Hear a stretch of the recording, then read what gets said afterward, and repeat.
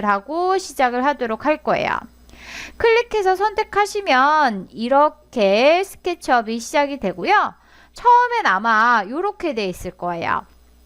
처음에는 베이스 모델 있고 상단에 툴바, 오른쪽에 트레이, V10이 있는 거 보일 텐데요. 자, 나는 여기에서 왼쪽에 라지 툴셋이라고 해서 상단에 있는 메인 툴바에 있는 애들보다 좀 더 많은 툴들이 있는 라지 툴셋이라는 거를 꺼내 보도록 할 거예요. 라지 툴셋을 꺼내 주시려면 여기 메인 툴바에서 마우스 오른쪽 버튼 클릭, 메인 툴바에서 마우스 오른쪽 버튼 클릭해 주시게 되면 라지 툴셋이라는 거 있는 거 보이실 거예요. 이 라지 툴셋을 클릭하시게 되면 이렇게 라지 툴셋 나오게 되고요. 상단에 있는 요 바 움직여서요. 이렇게 마우스를 움직여서 도킹을 시켜줄 수가 있어요. 지금 보시면 저는 해상도 때문에 얘가 도킹이 잘 안 되는데요. 이렇게 해서 여러분들은 원하는 위치에 도킹을 시켜 주실 수가 있어요. 그러면 좌측에 보시는 것처럼 라지 툴셋이라고 해서 상단에 있는 메인 툴바보다 조금 더 많은 툴들이 나오는 거, 저는 주로 이 왼쪽에 있는 라지 툴셋을 사용하도록 할 거예요. 그래서 얘를 꺼내 주도록 하고요. 일단 교환을 다시 보시면 여기에 뷰 툴바라고 해서 말 그대로 뷰 시점을 선택하는 툴바가 있어요. 보시면 아이콘이 6개가 있는데 순서대로 ISO, 탑, 프론트, 라이트, 백, 레프트예요.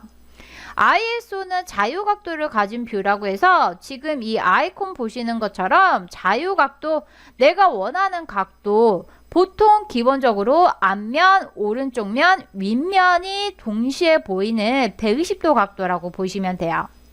그리고 탑은 위에서 바라본 뷰, 프론트는 앞에서 바라본 뷰, 라이트는 오른쪽에서 바라본 뷰, 백은 뒤에서 바라본 뷰, 레프트는 왼쪽에서 바라본 뷰를 뜻하게 돼요. 스케치업 화면 보시면 기본적으로 스케치업은 화면이 하나예요. 보통 다른 3D 프로그램은 뷰포트라는 게 있어서 이 뷰가 뭐 2개, 4개로 이렇게 나뉘어져 있는데 기본적으로 스케치업은 이렇게 하나로 설정이 돼 있어서 내가 시점을 돌려가는 그 뷰 툴바를 꺼내서 작업을 해 주셔야 돼요. 뷰 툴바를 꺼내는 방법은 여기 상단에 있는 메인 툴바에서요. 마우스 우클릭해서요. 뷰 툴바 보시면 아래로 내려오셔서 여기 뷰 보이시죠? 얘를 클릭해서 이렇게 뷰 툴바를 꺼내 주시면 돼요. 일단은 제가 간단하게 원을 하나 그려보고서 뷰 툴바로 시점을 바꿔보도록 할게요. 자, 원 요렇게 하나 그려주고요. 얘를 돌출을 시켜준 다음에 자, 기본적으로 ISO 첫 번째 ISO 뷰가 선택이 돼 있어요. 비교하기 위해서 박스 하나 더 그려볼까요? 박스를 하나 더 그려보도록 할게요. 이렇게 박스를 그리고 비교가 조금 더 잘 되게 하기 위해서 얘를 일단은 이렇게 박공 형태로 만들어 주도록 할게요.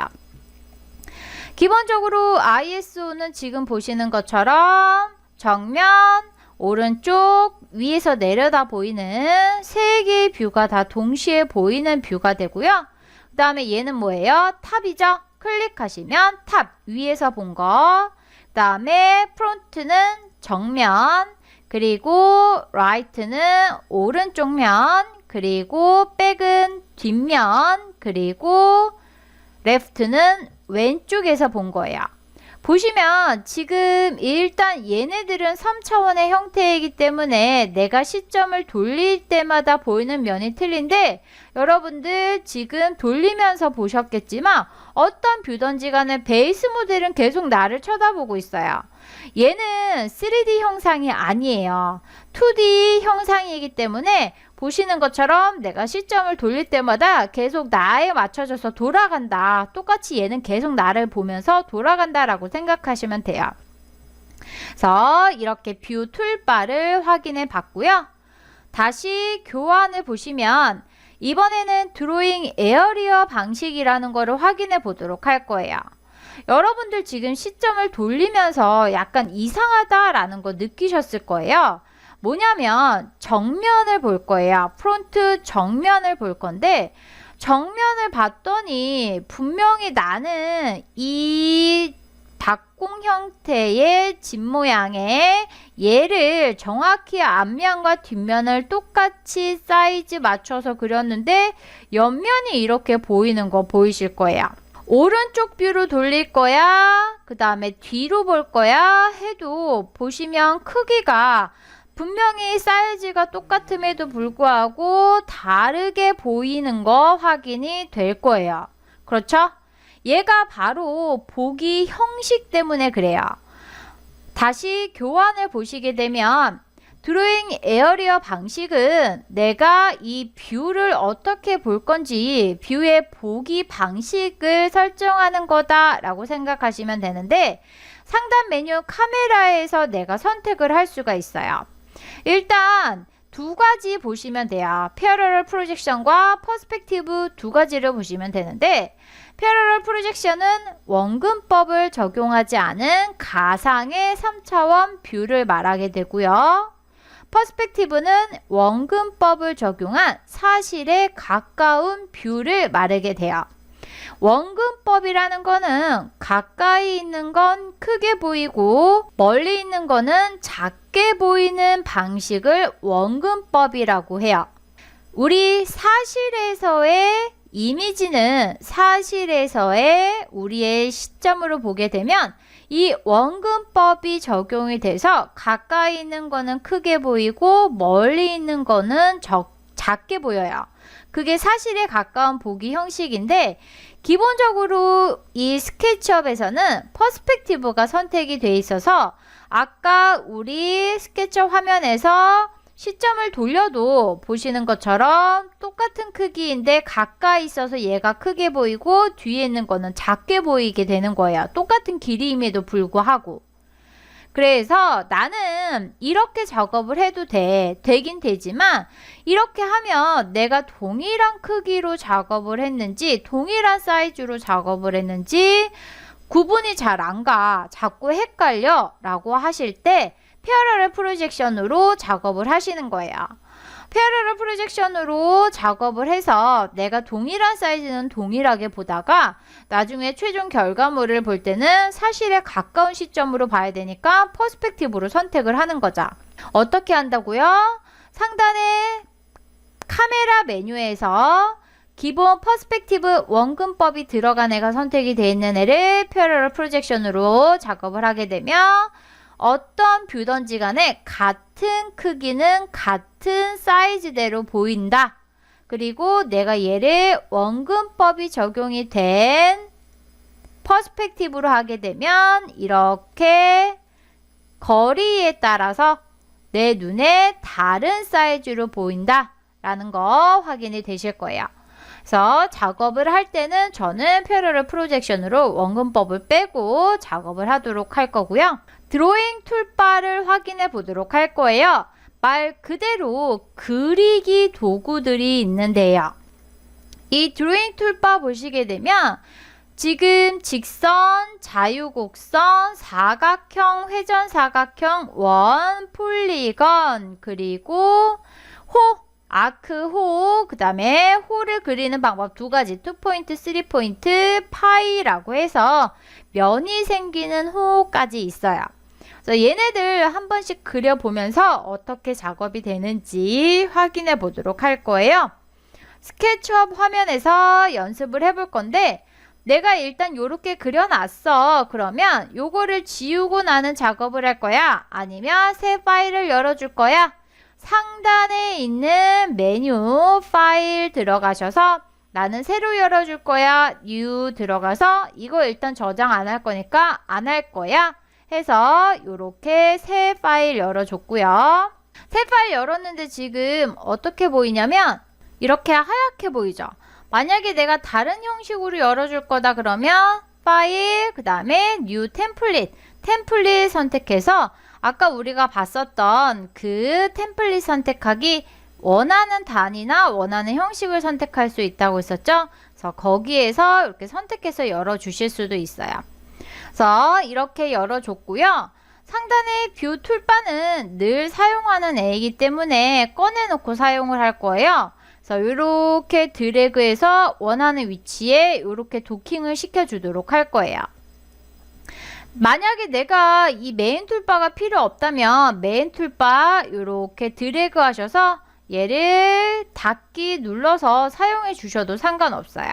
그래서 저는 일단 뷰를 꺼내 놨고요. 일단 나는 드로잉 툴바라는 거를 꺼내 줄 거다 라고 하시게 되면 여기 메인 툴바 있던 이 빈 공간에서 우클릭 여기에 드로잉 선택하시면 드로잉 툴바가 열리고요. 얘 실은 왼쪽에 라지 툴셋 보시면 두 번째 칸에 보시면 비슷한 성격끼리 이렇게 구분이 돼 있죠. 두 번째 칸 보시게 되면 여기에 다 있는 거 보이실 거예요. 일단 그려보도록 할 건데 지금 제가 화면을 움직일 때마다 이렇게 시점이 바뀌는 거 보이실 거예요. 그죠? 시점이 이렇게 바뀌는 거는 제가 마우스에 있는 휠을 누른 상태에서 드래그해서 이렇게 시점을 바꿔준 거예요. 마우스에 있는 휠을 드래그해서 이렇게 시점을 바꿔준 거고요.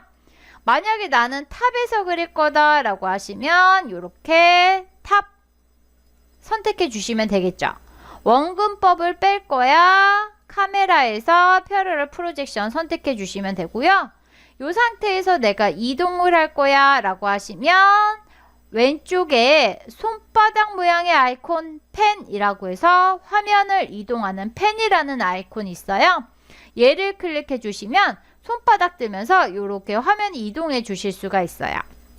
화면 이동해 주시고 이제 라인이라는 애로 직선을 그려볼 거야. 라인 클릭해 주시고 클릭 하시면 이렇게 라인이 생겨나는 거 보이실 거예요. 다 했으면 ESC 눌러주시면은 다 그려지는 거 확인이 되실 거고요. 내가 여기에서 라인으로 클릭 첫 번째 점으로 돌아와 클릭하시게 되면 지금 선 4개와 그 다음에 가운데 면이 생겨난 거 보이실 거예요. 기본적으로 스케치업은 내가 닫혀있는 클로즈 상태의 도형을 그리게 되면 선과 그리고 그 닫힌 공간에 면이 생기는 구조예요. 자동으로 생기고요. 보시는 것처럼 각각의 선들과 면은 다른 객체로 구성이 돼 있어요. 얘네 전체가 하나가 아니고 전혀 다른 객체. 그래서 내가 면만 선택해서 키보드에 있는 딜리트 키 눌러서 지워줄 수도 있고요. 선을 원하는 거 하나 클릭 선택해서 키보드에 딜리트 키 눌러서 삭제를 해줄 수도 있어요. 이해되셨나요? 그래서 라인으로 내가 직선을 그리고 동시에 면도 만들 수 있다. 그리고 라인 들어가서 라인 그리실 때 보시면 이렇게 그리다가 어떻게 빨간색 줄 그리고 초록색 줄 그리고 시점에 따라서 이렇게 파란색 줄이 잡힐 때도 있어요. 얘는 기본적으로 스케치업은 3차원의 공간이기 때문에 가로, 레드축, 빨강축, 그 다음에 세로, Y축, 그린축, 그 다음에 Z, 블루축, 파랑축으로 구성이 되어 있어요. R, G, B, 축, X, Y, Z 축인데 그 축에 자동으로 이렇게 직교 모드라는 게 잡히게 되는 거예요.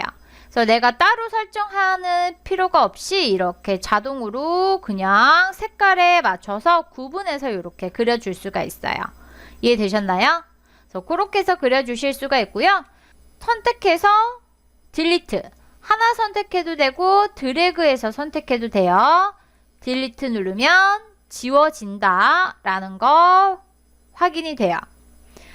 이번에는 프리핸드를 그려보도록 할 건데 말 그대로 자유곡선인데 얘는 그렇게 많이 사용하진 않아요. 프리핸드 들어가서 이렇게 드래그해서 내가 자유곡선 그려줄 수가 있어요. 그리고 이번에는 렉탱글 사각형이죠. 자, 렉탱글 들어가서 클릭해서 사각형 그려주실 수가 있어요. 사각형이라는 도구 하나를 사용해서 한 번에 그렸지만 선택할 때 보시면 이렇게 각각 선과 면 분리가 돼서 결과물이 나온다라는 거 확인이 되고요. 기본적으로 내가 사각형을 그릴 거야. 이렇게 시점을 돌려놓고 사각형을 그릴 거야. 마우스 이렇게 아무리 움직여도 이 X와 Y, 레드와 그린축 평면에 그려지게 돼요. 그래서 내가 세워져 있는 지금 이 XY 평면 말고 다른 면에다가 사각형을 그리고 싶다라고 하실 때는 로테이트 렉탱글을 선택해 주시면 돼요. 로테이트 렉탱글 선택해 주시고요. 중심 찍고 원하는 방향으로 각도기를 세워 주시는 거예요. 중심에서 드래그해서 원하는 면으로 이렇게 각도기를 세워 주시고요. 그런 다음에 사각형을 그려 주시는 거예요. 요렇게. 근데 얘는 이제 새로 생겨난 툴이에요. 새로 생겨난 툴인데 이거를 쓰실 줄 아시려면 일단 로테이트라는 명령어를 배우셔야지 제대로 쓸 수가 있어요. 그래서 그냥 있다라는 것만 우리 확인해 보도록 할 거고요. 이번에는 원을 그려보도록 할 거예요. 원을 그릴 거야 라고 하시면 서클 들어가서 중심 찍고 원하는 반지름값 땅 찍어서 그려주시면 돼요. 원하는 반지름 값을 내가 정확히 수치로 입력하고 싶다라고 할 때는 오른쪽 하단에 있는 여기 뭐라고 했어요? 제가 VCB라고 했었죠? 이 VCB 창을 잘 보시면 돼요. 무슨 얘기냐면 원 그릴 거야. 서클 들어가서 중심 찍고 그 다음에 마우스 이렇게 움직여 보시면 오른쪽 하단의 VCB에 레디어스 반지름이라고 바뀌면서 1000 얼마 하면서 지금 내가 마우스 움직임에 따라서 늘어나는 거 보이시죠? 나는 정확히 1000mm 짜리 그릴 거야 라고 하시면은 1000 바로 키보드에서 1000 타이핑하고 엔터 눌러주시면 반지름값 1000mm 짜리인 원이 그려지는 거예요. VCB는 내가 키보드에서 입력하게 되면 자동으로 거기 VCB에 타이핑이 돼서 원하는 치수 값을 입력해 주실 수가 있어요. 이번에는 그 옆에 있는 폴리건 다각형 그려보도록 할 거예요. 엔곤이라고도 부르게 되는데 이 폴리건은 삼각형, 사각형, 5, 6, 7, 8, 9, 십각형 등등 통틀어서 다각형, 그 다각형을 그리는 도구예요. 일단 기본적으로 내가 폴리건을 선택하게 되면 오른쪽 하단에 VCB 보시면 사이드의 개수 몇 개로 설정이 되어 있어요? 6개로 설정이 되어 있어요. 변의 개수가 6개, 그러면 육각형이 나오게 되는 거죠. 그죠? 나는 삼각형 그릴 거야. 그러면 폴리건 선택해 주시고 사이드의 개수 기본값이 6개인데 바로 3. 키보드에서 3 타이핑 엔터 눌러서 사이드의 개수 3개로 바꿔주시고 중심 찍고 원하는 R값 이렇게 지정해 주시면 돼요. 오각형 그릴 거면은 폴리건 툴 선택해 주시고 오각형 사이드의 개수 5개 엔터 중심 찍고 원하는 R값 이렇게 지정해 주시면 오각형이 그려져요. 그리고 이번에는 아크를 그려보도록 할 거예요. 아크라는 거는 보시면 아크, 2포인트 아크, 3포인트 아크가 있는데 기본적으로 아크라는 거는 원의 일부를 말해요. 우리말로 하게 되면 호, 서클의 일부를 말해요. 그래서 그리는 방법은 공식에 따라서 이제 그리는 치수에 따라서 이렇게 세 가지로 구분이 되어 있는데 보시면 얘 첫 번째는 아크라고 해서 중심 찍고 시작 찍고 끝점 찍는 거예요. 그래서 찍는 점이 틀리다 보시면 돼요. 그래서 얘는 그렇게 크게 중요한 게 아니기 때문에 여러분들이 직접 선택해서 한 번씩 그려보시면 쉽게 아실 수가 있는 거고요. 아크는 이렇게 선만 나와요. 근데 마지막에 있는 파이는 찍고 찍고 찍고 시작 중심 끝점 찍어주시면 보시는 것처럼 아크 나오고 반지름선 2개 나오고 면도 나오는 이런 파이의 형태가 나오게 돼요. 이해되셨나요? 그래서 드로잉은 이제 2D 툴이라고 해서 그리기 툴들이 모여있는 툴바다 여기 라지 툴셋에서 선택해 주셔도 돼요. 그래서 일단 필요 없으니까 닫아주도록 하고요. 교환해서 이번에는 3D 도형으로 모델링하는 툴 중에 푸시풀이라는 애를 배워보도록 할 거예요. 푸시풀은 우리말로 하면 돌출이라고 해서 면을 선택하고 드래그해서 방향을 지정한 후에 V12에 돌출 값을 입력해서 정확한 3D 도형을 그려주는 도구예요. 밀고 당기기, 한글말로 하게 되면 밀고 당기기죠. 그래서 얘를 일단 확인하기 위해서 우리 이렇게 스케치업에서 뭐를 그려볼 거냐면 사각형을 그려보도록 할 거예요. 사각형, 렉탱글 들어가서 클릭해서 그려주시면 바로 이렇게 면 생기죠. 자, 지금 보시는 것처럼 내가 어떻게 할 거냐면 렉탱글을 이렇게 그려놓고 나서 선택을 하려고 하는데 계속 어떻게 돼 있어요? 렉탱글 툴이 선택이 돼 있어요. 그래서 나는 객체를 선택하는 선택 툴이라는 애 좌측 상단에 보시면 셀렉트 툴이라고 해서 이 선택 툴이라는 애를 클릭하시게 되면 객체를 선택하는 선택 툴로 바뀌면서 선택을 할 수가 있어요. 이해되셨나요? 또는 많이 사용하는 애이기 때문에 이렇게 다른 툴을 사용하다가 키보드에 있는 스페이스바를 눌러주시면 선택 툴로 바뀌게 돼요. 그래서 저는 스페이스바라는 단축키를 많이 사용하게 되고요. 지금 렉탱글을 그렸기 때문에 이렇게 면이 생겨났어요. 면이 있으면 내가 이 면을 3차원의 형태로 바꿔줄 수가 있어요. 일단 제일 첫 번째로 푸시풀, 우리 아까 확인했었던 이 푸시풀로 해보도록 할 거예요.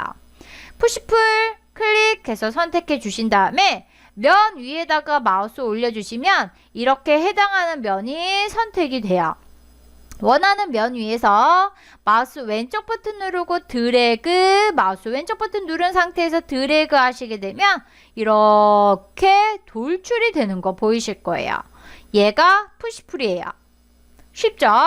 다시 되돌아가 볼게요. 컨트롤 Z 되돌아가기 해서 다시 푸시풀을 선택하고 드래그해서 돌출을 시키는데 오른쪽 하단에 V12 확인해 보시면 디스턴스라고 해서 돌출이 얼마만큼 되고 있는지 길이값 나오는 거 보이시죠?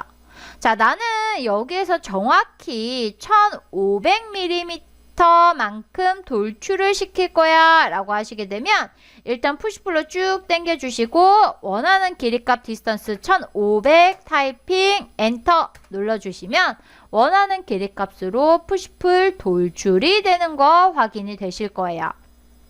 됐나요? 이게 푸시풀이에요. 돌출, 면을 선택해서 돌출시켜서 3차원의 형태로 만들어 주는 거죠. 됐나요?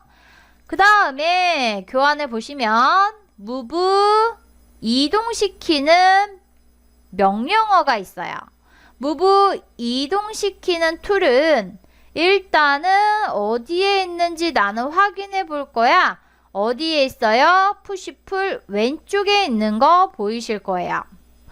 일단은 저는 요거 전부 다 선택해서 딜리트 해줄 거고요. 탑뷰로 본 다음에 라인 이렇게 하나 그렸어요.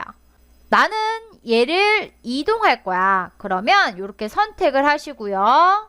무브 툴을 사용해서 원하는 점 클릭, 그 다음에 원하는 위치, 원하는 다음 위치 클릭해서 이렇게 이동을 할 수가 있어요.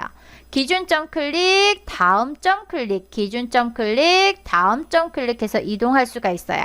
기본적으로 스케치업은 먼저 선택을 하시는 게 좋아요. 선택 툴로 선택을 하시고 그 다음에 원하는 명령어 이렇게 입력하시면 되는데 간단하죠? 간단한데 내가 여기에서 컨트롤 키를 누르고 이동하면 복사가 되고 복사할 때 V12에 곱하기 3을 입력하면 같은 간격으로 3개의 오브젝트가 복사가 되고 슬러시 3을 입력하면 이동한 간격을 3개로 분할하면서 오브젝트가 복사가 된다라는 거 보이실 거예요. 일단 한번 해볼게요. 다시 스케치업에서 내가 얘를 어떻게 선택 툴로 선택을 하고 무브로 이동을 할 건데 이때 키보드에서 컨트롤 키를 눌렀더니 이 마우스 옆에 더하기 모양 생기면서 기준점 클릭, 다음 점 클릭했더니 복사가 됐네 라는 거 확인이 되고요. 일단 하나 이렇게 복사하고 키보드에서 곱하기 별, 그죠? 곱하기 별, 그 다음에 3 V12 현재 보시면 입력이 되는 거 보이시죠?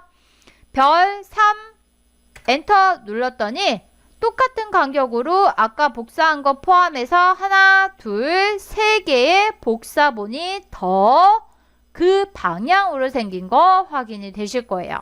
그 다음에 내가 이번에는 얘를 무브 컨트롤 누르고 클릭 이만큼 거리를 두고 하나 복사를 한 다음에 슬러시 나누기 3 입력하고 엔터 눌렀더니 자 이렇게 첫 번째 복사본 사이에 얘를 포함해서 동일한 간격으로 하나, 둘, 세 개의 복사본이 나누어진 거 확인이 되실 거예요. 이해되셨나요?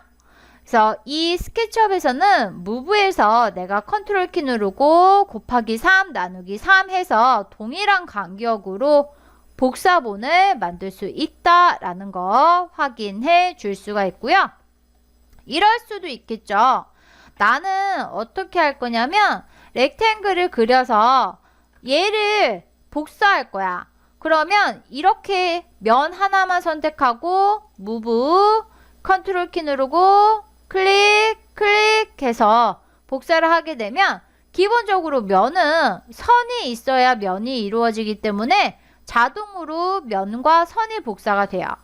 근데 만약에 내가 여기에서 선 하나만 선택하고 무브 컨트롤 복사 하게 되면 그 선만 복사가 되는 거 확인되실 거예요. 면과 선을 동시에 내가 선택을 해서 복사할 거다 라고 하시게 되면 면을 선택하면 그 면을 이루고 있는 선들 자동으로 복사가 되고 선택이 제대로 됐는지 안 됐는지 확인이 좀 어려워. 그러면 저는 주로 이 방법을 써요. 따닥 더블클릭 따닥 더블클릭 하시게 되면 면을 따닥 그 면과 선이 동시에 선택이 돼요. 한번 제가 얘를 어떻게 3차원의 형태로 확인을 해보도록 할게요. 이렇게 푸시풀로 돌출을 시켜서 육면체 그렸어요. 자, 정면에 해당하는 면에서 한 번 클릭했을 때는 면만 선택이 됐고 따닥 두 번 클릭했을 때는 그 면과 개를 이루는 선들 같이 선택이 된 거 보이실 거예요. 그쵸? 이렇게 해서 내가 빠르게 선택할 수가 있고요. 이번에는 트리플 클릭할 거예요. 면을 선택할 건데 트리플 클릭 따다닥 따다닥 했더니 어떻게 개에 연결되어 있는 면, 선 전체 도형이 다 선택이 된 거 보이시죠? 그죠? 그래서 면을 한 번 클릭했을 때 따닥 더블 클릭 트리플 클릭 따다닥 했을 때 선택이 되는 범위가 틀리다 라는 거 확인이 될 거예요. 됐나요? 이렇게 해서 내가 선택을 해서 move를 사용해서 이동할 수도 있고 복사할 수도 있고 복사할 때 여러 개 할 수도 있다라는 거 확인해 봤고요. 이번에는 로테이트 회전을 해보도록 할 거예요.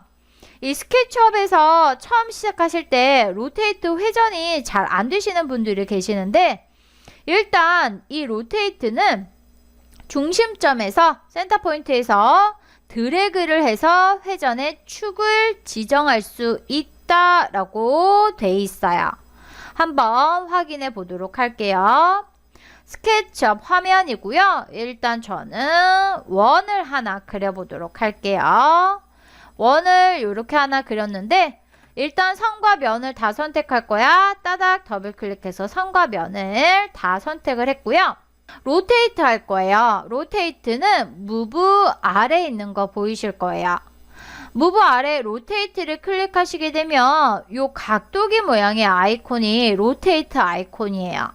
나는 일단 얘를 회전시킬 건데 중심을 어디로 할 거야? 전체의 이 원의 중심에다 할 거야. 그러면 센터 이렇게 자석처럼 탁 갖다 붙는 스냅이라는 게 있어요. 얘를 사용해서 중심을 잡아줄 수가 있어요. 일단 지금 여기에서 회전을 하게 되면 제자리에서 돌기만 하니까 제가 거리를 살짝 두고 자 처음에 기준점을 어디에다가 이쯤에다가 클릭해서 회전의 중심점 클릭 지정했어요. 그런 다음에 현재 이 중심을 기준으로 해서 얘가 위쪽에 있으니까 위쪽에서 현재 각도를 지정하고 클릭 그 다음에 마우스로 움직여서 얘를 어디에다 회전할 거야? 회전시켜서 이 위쪽에 있는 애를 오른쪽에다 놓을 거야. 원하는 위치 잡아서 클릭해서 회전을 했어요. 그죠? 다시 한번 할게요. 원하는 회전의 중심점, 현재 위치 클릭, 그 다음에 그 다음 위치 클릭해서 이렇게 회전을 시켰는데 현재 지금은 이 XY 평면, 레드와 Y축으로 이루어지는 이 평면에서만 회전을 하고 있죠. 나는 얘를 현재 이렇게 XY축에 눕혀져 있는 애를 세워줄 거예요. 정면이나 또는 우측면에다가 세워줄 거예요. 그럴 때는 어떻게 하냐면 이 로테이트의 회전축, 이 각도기를 세워주셔야 돼요. 어떻게 세워주냐? 일단은 원하는 중심을 잡아요. 나는 여기에다가 할 거야. 중심을 잡는데 클릭이 아니고 마우스 왼쪽 버튼 누른 상태에서 드래그를 하시는 거예요. 마우스 왼쪽 버튼 누른 상태에서 드래그를 하시면 이렇게 각도기가 세워지는 거 보이시죠? 그죠? 자, 각도기 이렇게 세워졌어. 근데 지금 제가 일부러 축을 맞춰서 레드 축에 맞게끔 각도기를 세웠어요. 그 다음에 마우스 띄고 현재 얘가 어느 쪽에 있어? 각도기 기준으로 봤을 때 오른쪽에 있어요. 현재 각도 오른쪽에서 클릭 얘를 새로운 각도 어디에다가 이렇게 Z축 블루축에다가 세워줄 거야. 클릭하시면 세워지는 거 확인이 되실 거예요. 됐나요? 다시 한번 해볼까요? 이번엔 축을 바꿔서 이번에는 대충 이쯤에다가 중심을 잡을 거예요. 이쯤에다가 중심을 잡을 건데 마우스 왼쪽 버튼 누르고 이렇게 앞으로 당길 거예요. 그러면 지금 각도기 어떻게 세워졌어요? 그린축으로 세워진 거 보이시죠? 이렇게 세워주고 현재 얘가 오른쪽 방향에 있는데 클릭 이렇게 Z축 방향으로 돌려줄 거야. 블루축 클릭해 주게 되면 우측면으로 맞게 세워지는 거 보이실 거예요. 됐나요? 로테이트를 쓰실 때는 이렇게 보시는 것처럼 축을 마우스 왼쪽 버튼 누르고 드래그 하셔서 원하는 방향으로 세워주면은 축이 세워져요. 됐죠? 이렇게 해서 우리 로테이트 스케치업에서 처음에 로테이트를 힘들어 하세요. 로테이트 알아봤고요. 이번에는 스케일과 옵셋을 알아보도록 할 건데 말 그대로 스케일은 확대 축소, 옵셋은 간격 복사. 근데 확대 축소할 때 스케일을 쓸 때 컨트롤 키를 누르면 오브젝트의 중심을 기준으로 확대 축소가 되고 Shift 키를 누르면 가로 세로로 비율이 바뀐다 라고 돼 있어요. 한번 보죠. 요거 일단 지울게요. 요것도 지워주고 탑에서 사각형을 이렇게 하나 그렸어요. 그 다음에 따닥 더블 클릭해서 선과 면 선택하고 스케일 로테이트 밑에 있는 스케일 선택하게 되면 보시는 것처럼 이렇게 초록색 점 나타나요. 내가 원하는 점 잡고 드래그 하시게 되면 그쪽이 확대나 축소되는 거 보이시죠? 그죠? 반대편 대각선 점이 기준이 돼서 걔를 기준으로 해서 확대 축소되는데 내가 만약에 여기에서 컨트롤 키를 누르게 되면 어떻게 돼요? 중심을 기준으로 확대 축소가 되고 기본적으로 확대 축소는 가로 세로 정비율이죠. 원래 비율대로 가는데 내가 만약에 여기에서 Shift를 누르게 되면 어떻게 가로 세로 비율 Shift 누른 상태예요. 가로 세로 비율 변경이 되면서 확대 축소 되는 거 확인이 되실 거예요. 별거 아니죠. 이렇게 해서 해주실 수가 있고요. 그 다음에 스케일 옆에 옵셋 간격 복사가 있어요. 내가 원하는 애 선택해주고 옵셋 들어가서 이렇게 가장자리 엣지 가장자리 선에서 마우스 왼쪽 버튼 누르고 바깥쪽이나 가장자리 선에서 마우스 왼쪽 버튼 누르고 안쪽으로 들어가게 되면 간격 복사가 되면서 선이 생겨나고요. 그죠? 면이 생기고 면이 생기고 면이 생기고 선이 생기면서 이렇게 면과 선 때문에 분리가 되는 거 보이실 거예요. 됐나요? 이게 옵셋이에요. 그래서 기본적으로 우리가 move, rotate, scale, offset이라는 편집 명령을 알게 되면 웬만한 형태는 만들 수 있다라고 생각하시면 되고요. 그 다음에 또 모델링하는 툴 중에 푸시풀만큼 강력한 툴이 follow me라고 해서 우리말로 하게 되면 따라가기 툴이 있어요.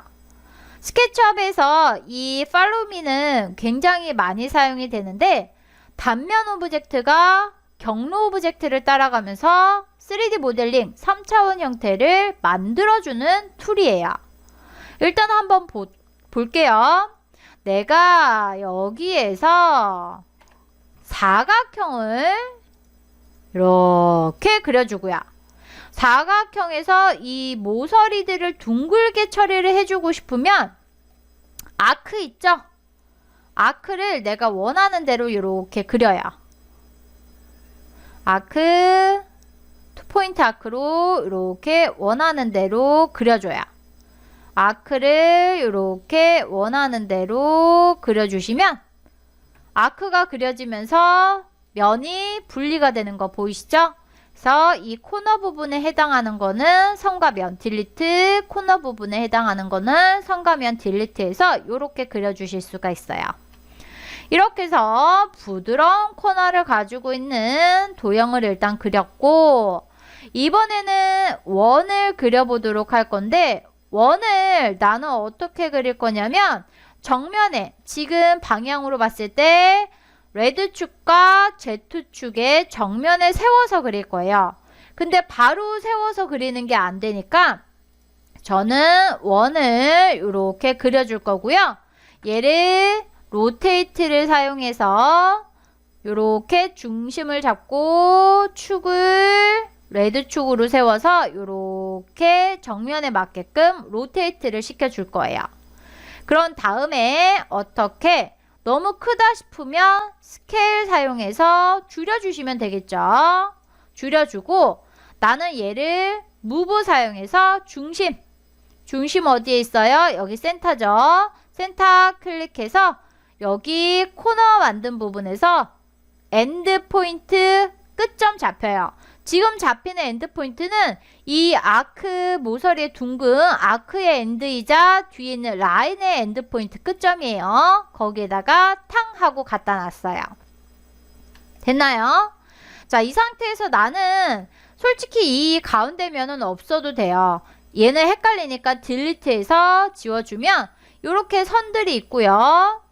선이 있는데 여기 연결이 제대로 안 됐네요. 그쵸? 그래서 여기 연결이 제대로 안 된 부분은 이렇게 딜리트해서 지워주고요.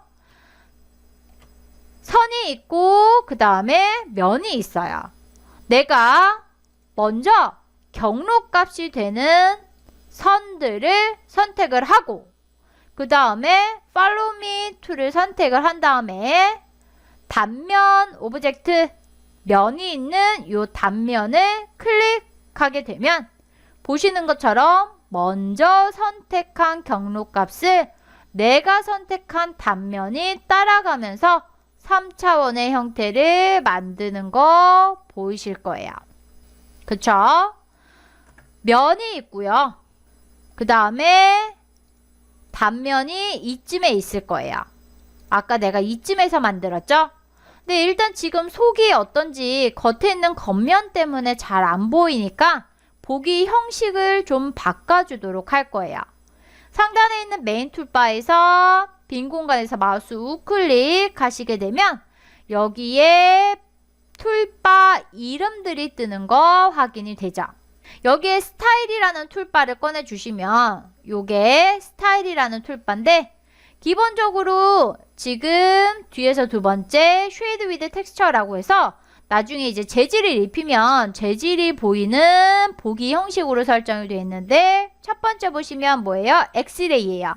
엑스레이를 클릭하시면 보시는 것처럼 엑스레이처럼 반투명하게 면이 반투명하게 처리가 돼서 속이 보이는 거 확인이 되실 거예요. 그래서 처음에 내가 작업한 그 경로값의 객체는 속에 살아있는 거 보이실 거고 단면은 지금 Follow me 되면서 없어진 거 확인이 되시죠. 그래서 어떻게 얘가 모델링이 됐는지 그 다음에 형체를 잘 알 수 없을 때 엑스레이 모드로 쉽게 확인을 할 수가 있는 거예요. 엑스레이 다시 끄시면 이렇게 나는 면을 쉐이드 상태로 면이 투명하지 않은 반투명하지 않은 완전 불투명 상태로 볼 수가 있고요. 우리가 지금 사용한 Follow me 툴을 사용하시고 아까 푸시풀을 사용하시면 웬만한 객체는 웬만한 형태는 다 만들 수가 있다라고 보시면 돼요. 됐나요? 이렇게 해서 우리 Follow me를 알아봤고요. 이번에는 그룹 설정을 해보도록 할 거예요. 그룹 설정이라는 거는 일단 왜 하는지부터 볼게요. 네, 요거 다 지워주도록 하고요. 요것도 지워주도록 하고요. 필요 없는 거 지워요. 다 지워주도록 하고 우리가 처음에 이렇게 사각형을 그리고 푸시풀 사용해서 돌출을 시켜서 보면 선은 선대로 면은 면대로 이렇게 선택이 돼요. 그리고 내가 이 정면 위에다가 사각형을 그려요. 온 페이스 떴을 때 이렇게 사각형을 그리잖아요. 면 위에다가 사각형을 그렸기 때문에 그 사각형을 기준으로 해서 이렇게 면이 분할이 된 거 보이실 거예요. 그죠?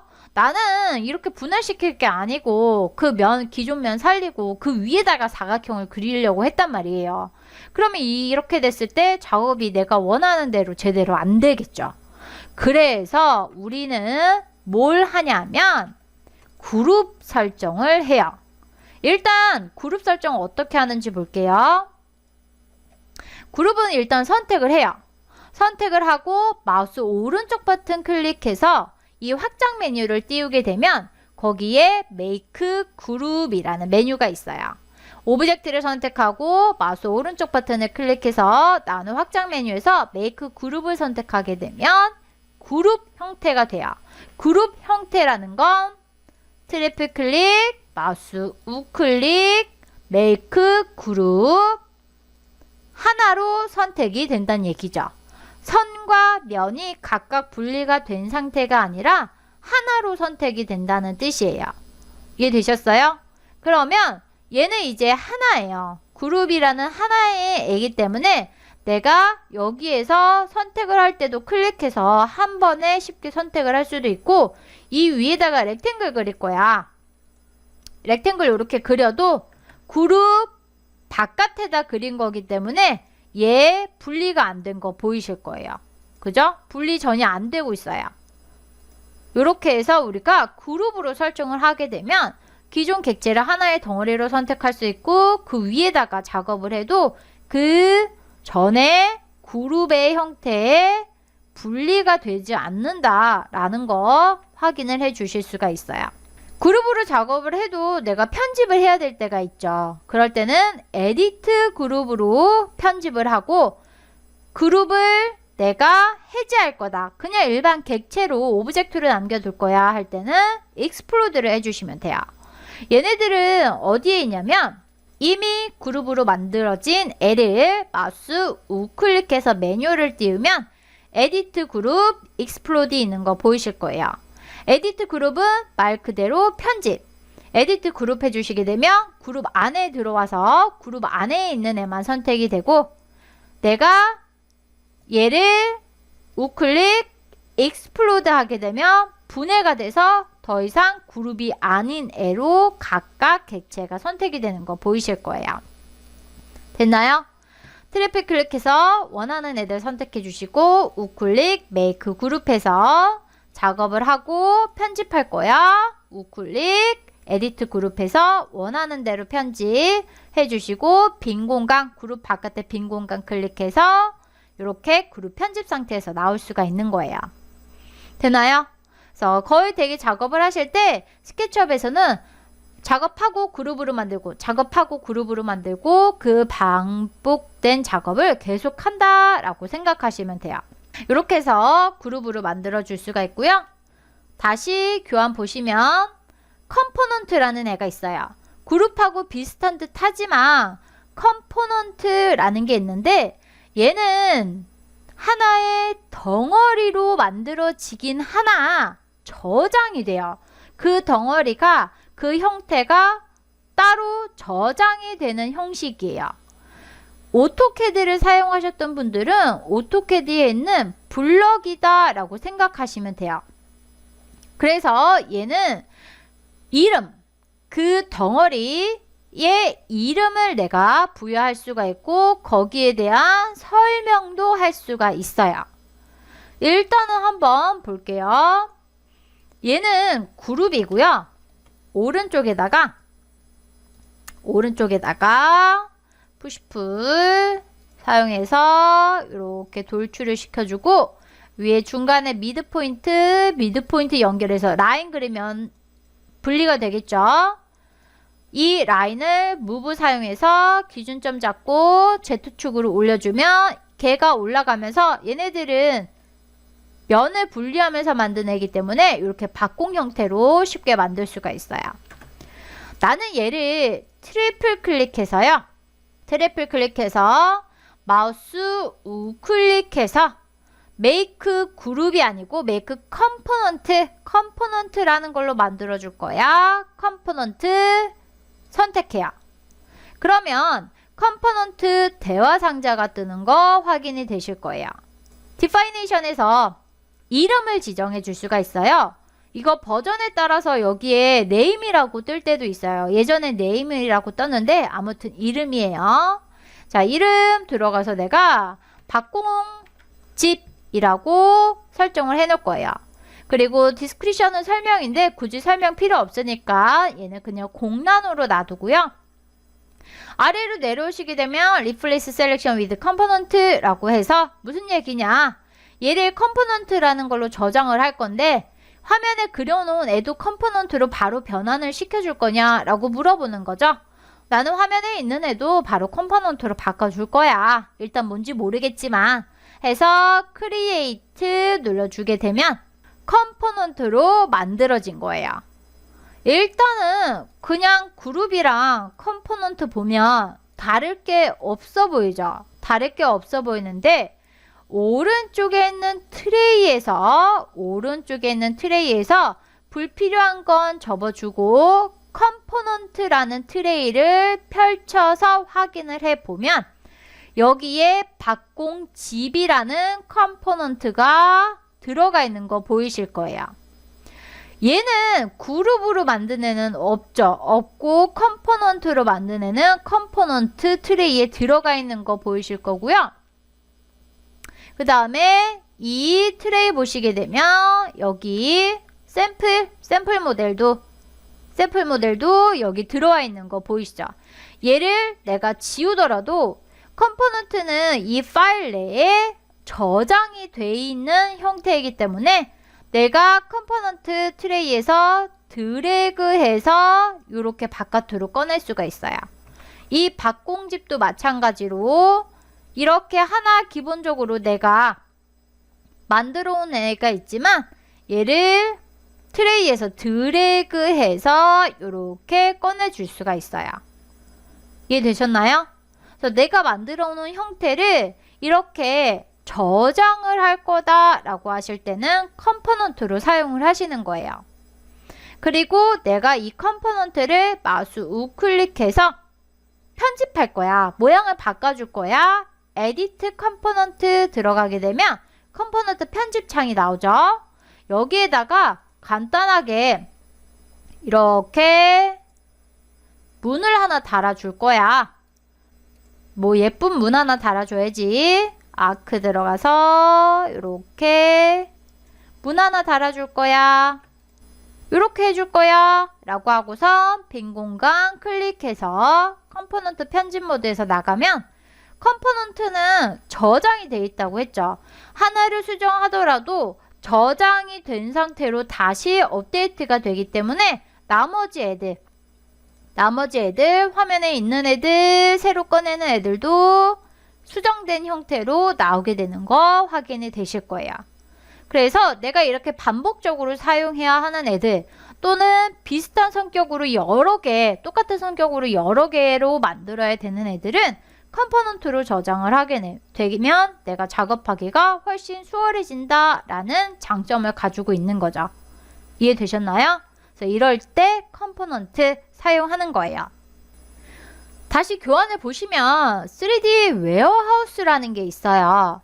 일단은 한번 볼게요. 3D 웨어하우스란 스케치업 사용자들이 자신이 만든 모델링을 무료로 공유할 수 있는 사이트를 말합니다. 3D 웨어하우스는 파일 메뉴에서 3D 웨어하우스 겟 모델, 쉐어 모델을 선택하여 공유할 수 있습니다. 쉽게 말하면 공유하는 웹사이트예요. 스케치업 모델링, 스케치업에서 작업한 걸 공유할 수 있는 사이트가 3D 웨어하우스다 라고 보시면 돼요. 그래서 이 스케치업에서 3D 웨어하우스를 사용하는 방법은 바로 이 컴포넌트에서 검색을 해서 사용하는 방법도 있고요. 아니면 상단에 메뉴 있죠. 클릭하면 하위 메뉴가 뜬다고 했어요. 첫 번째 파일 탭에서 파일에서 아래로 내려오시면 3D 웨어하우스라고 있죠.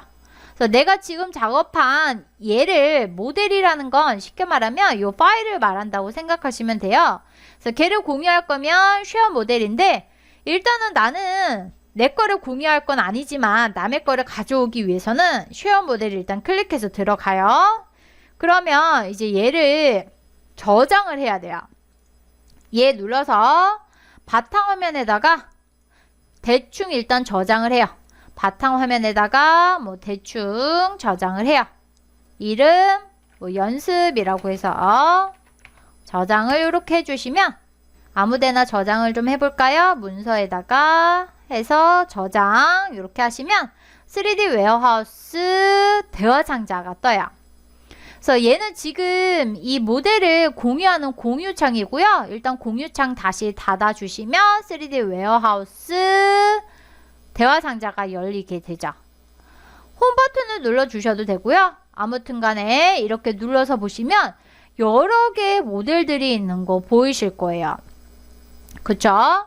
여러 개의 모델들이 있는데 여기에서 내가 원하는 거를 검색할 거야. 검색창에다가 검색을 하시는데 이 스케치업이라는 프로그램은 우리나라만 쓰는 게 아니고 외국에서도 굉장히 많이 써요. 그렇기 때문에 내가 다양하게 여러 개의 이 컴포넌트를 공유를 받고 싶다라고 하시면 검색하실 때 영문으로 하시는 게 좋아요. 그래서 나는 의자를 검색할 거야 라고 하시게 되면 영문으로 검색하는 게 좀 더 많다고 했죠.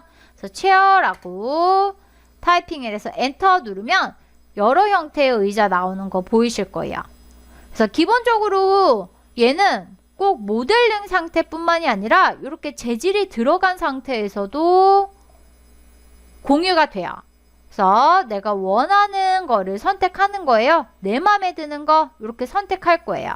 그래서 나는 요 체어, 요 노란색 의자를 공유를 하고 싶다. 나는 받고 싶다 하시게 되면 얘 오른쪽 하단에 다운로드 버튼이 있어요.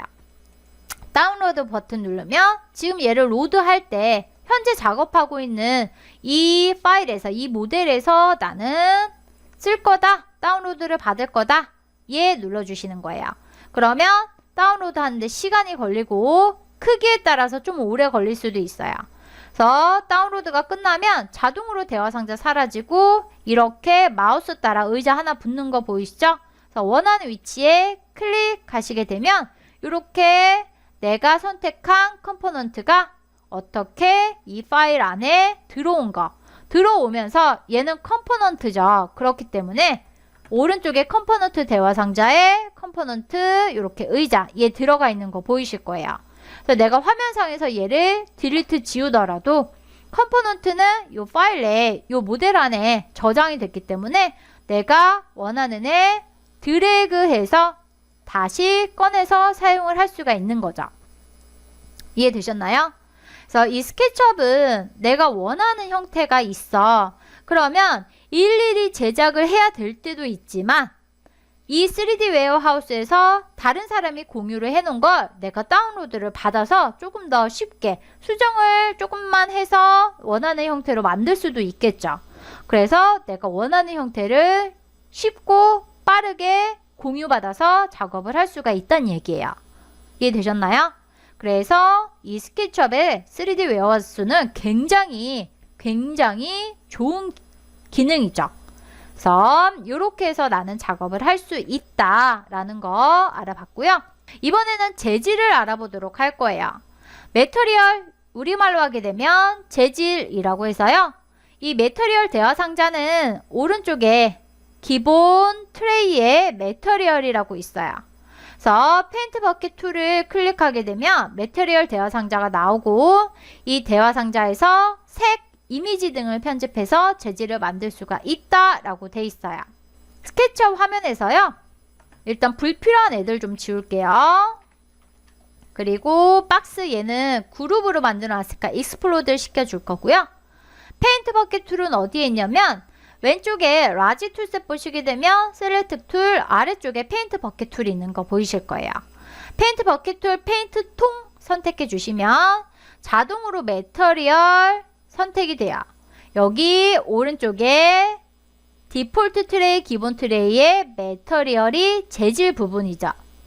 보시면 일단 지금 폴더별로 저장이 되어 있는 재질들이 뜨는데 집 모양, 인 모델이라는 애를 누르게 되면 기본적으로 여기에 사용이 된 재질 목록 등이 떠요. 보시면 아까 우리가 의자 하나 가지고 왔었죠. 의자 하나 다운로드 받아서 가져왔기 때문에 거기에 사용된 것까지 뜬 거예요. 만약에 나는 이거 말고 스케치업에 저장이 되어 있는 다른 애를 가지고 오고 싶다 하시게 되면 여기 인 모델에서 내리마살표 클릭해 주시면 목록이 여러 개가 있어요. 여기에서 제가 브릭 선택해 볼게요. 그러면 브릭, 벽돌, 여러 가지 형태의 벽돌 재질들 내리마살표 눌러서 스톤 선택하면 여러 가지 마블 재질들 내리마살표 우드 선택하면 여러 가지 우드 재질들 나오는 거 보이실 거예요. 그래서 비슷한 패턴, 비슷한 성격의 재질들이 이렇게 그룹화되어 있는 거 확인이 될 텐데요. 패턴에서 원하는 패턴을 제가 이렇게 선택을 하고 선택하면 페인트 통 모양으로 아이콘 바뀌죠. 내가 원하는 면 위에서 클릭하게 되면 재질이 입혀지는 거예요. 내리마살표 이번엔 컬러 단색해 볼게요. 컬러 원하는 컬러 원하는 면 위에서 클릭. 내리마살표 이번에는 타일 원하는 원하는 면 위에서 클릭하게 되면 이렇게 재질이 들어가게 되는 거죠. 지금 제가 재질을 적용할 때 어떻게 했냐면 그룹에다 주지 않고 그룹을 익스플로드, 그룹 해제하고서 면에다 줬어요. 만약에 내가 이 그룹의 속성을 이어가고 싶다 하게 되면 그룹 편집 모드로 들어가면 되겠죠. 재질은 기본적으로 그룹이나 콤포넌트에다가 주는 게 아니에요. 걔네들 편집 모드로 들어가서 각각의 면에다가 재질을 주셔야 돼요. 이해되셨나요? 이유는 이렇게 패턴이 있는 애들은 내가 패턴 크기를 조절하고 싶어 라고 할 때 면에다가 줘야 패턴 크기를 조절할 수가 있어요. 어떻게 하냐면 선택 툴로 원하는 면을 선택하세요. 원하는 면을 선택하시고 마우스 우클릭 하시면 여기에 텍스처라는 메뉴가 뜨게 돼요. 텍스처라는 메뉴에서 포지션을 선택해 주시면 요렇게 얘를 편집할 수 있는 편집 모드, 텍스처 편집 모드가 뜨는데 핀이 4개가 있어요. 각각의 핀 마우스 올려놓으면 얘는 드래그, 무브, 얘는 드래그, 로테이트, 얘는 디스톨트, 얘는 스케일이라고 뜨는 거 보이시죠? 그래서 내가 크기를 조절하고 싶다라고 하시게 되면 무브 핀을 선택하시고 클릭하면 핀의 위치를 조절할 수가 있고요. 마우스 왼쪽 버튼 누르고 드래그 하시면 무브 위치를 조절할 수가 있어요. 그래서 내가 로테이트 할 거면 어떻게 로테이트 핀을 선택해서 이렇게 로테이트 시켜줄 수가 있고요. 로테이트 핀은 스케일 앤 로테이트예요. 로테이트 회전을 하면서 크기도 조절을 할 수가 있어요. 그리고 디스톨트는 이렇게 왜곡을 시켜줄 수가 있고요. 얘는 스케일 이렇게 조절을 해줄 수가 있어요. 그래서 원하는 형태로 내가 이렇게 텍스처 편집을 하기 위해서는 면에다가 주셔야 돼요. 그래서 무브로 이렇게 원하는 위치, 원하는 크기 조절을 해서 이렇게 적용해주고 빈 공간 클릭해 주시면 되는 거죠. 됐나요? 그래서 이렇게 해서 우리 재질을 적용하고 재질을 편집하는 것까지 알아봤어요. 지금 우리가 1시간 동안 이 스케치업의 핵심 내용을 다 배운 거예요. 물론 이거 말고도 다른 툴들, 다른 도구들이 많이 있지만 일단 이 정도만 알고 계셔도 웬만한 형태는 다 제작을 하실 수가 있어요. 그러면 다시 교환을 보고요.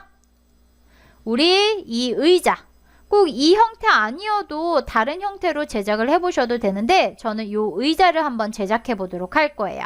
일단 그러면 파일 들어가서 뉴 템플릿 다른 형식으로 아키텍처럴 밀리미터 연습 저장 안 할 거야. 아니요. 해서 열어줄 거고요. 작업을 하실 때는 패러럴 프로젝션 원근법을 빼고 작업을 해주시는 게 좋다고 했었죠. 일단 의자 형태는 기본적으로 보시면 이 왼쪽과 오른쪽에 약간 이런 둥근 디자인이 들어가 있어요. 그래서 이 형태로 대략적인 작업이 어떻게 되는지 이제 디테일한 부분까지 하게 되면 시간이 오래 걸리니까 대략적인 형태로 작업을 해보도록 할 거예요. 그래서 상단에 있는 뷰에서 나는 라이트, 오른쪽 뷰, 라이트 뷰로 선택을 하고 원하는 형태 라인 들어가서 일단 얘가 등받이에요. 자, 등받이 그 다음에 좌판 약간 두께가 있으니까 요렇게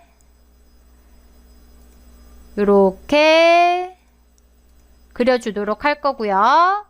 얘 모서리 부분이 둥글게 처리가 돼 있죠? 그래서 그 부분은 아크 들어가서 아크로 이렇게 둥글게 처리를 해주도록 할 거예요.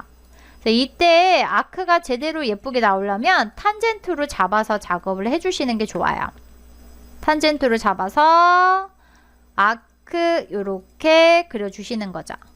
이쪽도 아크 그 다음에 보시면 여기도 아크의 형태로 엔드가 제대로 깔끔하게 연결이 되려면 탄젠트를 잡아주시는 게 좋다고 했어요.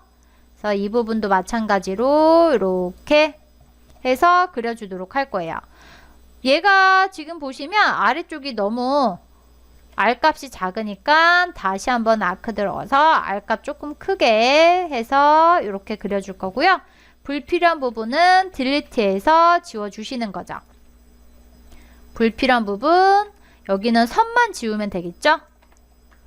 이쪽도 이렇게 지워주도록 할 거예요. 그런 다음에 아웃라인 사용해서요. 이렇게 원하는 두께 값을 주도록 할게요. 좀 잘 보이시라고 바깥으로 R값을 조금 크게 주도록 할 거고요. 그런 다음에 다리도 있었죠? 다리도 라인 들어가서 이렇게 다리, 그다음에 이쪽도 다리 높이는 맞춰야 되니까 이렇게 다리 모양 만들어 줄 거고요. 그 다음에 중간에 얘는 불필요한 선은 지워주도록 할 거예요. ISO 모드로 다시 돌려주시고요. 일단 왼쪽 면에서 왼쪽으로 시점을 돌려주고요. 푸시풀 사용을 해서 이렇게 프레임 부분을 바깥쪽으로 빼주도록 할 거예요. 그죠?